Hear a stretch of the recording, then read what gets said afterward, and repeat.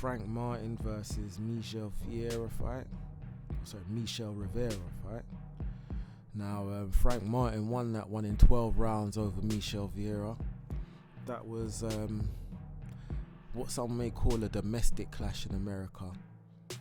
I wouldn't necessarily call it a domestic clash because Michel Vieira isn't necessarily born in America. He's an American-based fighter, but I think he was born in Colombia or somewhere else, some Latin American country. Forgive me if I'm mistaken. But yeah, Frank Martin, he comes from the Derek James gym, along with Errol Spence and Jamel Charlo.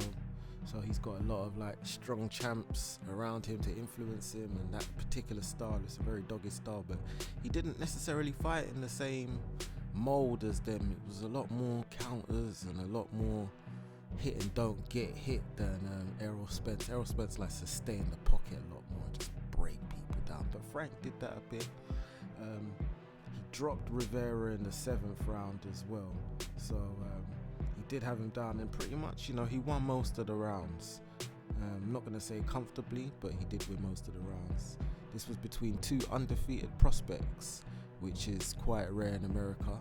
But having said that, they both weren't American. One of them was, an American-based fighter, but he wasn't American. Now, to get two Americans into a ring is very difficult. So I wouldn't necessarily say this proves that it's getting any easier, but nevertheless, it was a very good fight to watch. Frank Martin, he's in the 135 division, 135 pounds, same division as Devin Haney.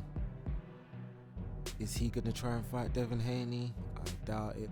The names he was calling out after the fight were more along the lines of Rolly Mero and Tank Davis, alongside the same side as the rest of the PBC fighters. So I think that's where he's more interested in going. It's very hard to get any of these American-based fighters in that division to seem to fight each other. None of them have. You've got Tank Davis, you've got Teofimo Lopez, who just moved up, you've got Ryan Garcia, you've got, did I say Devin Haney already? You've got Shakur Stevenson now you've got Frank Martin as well.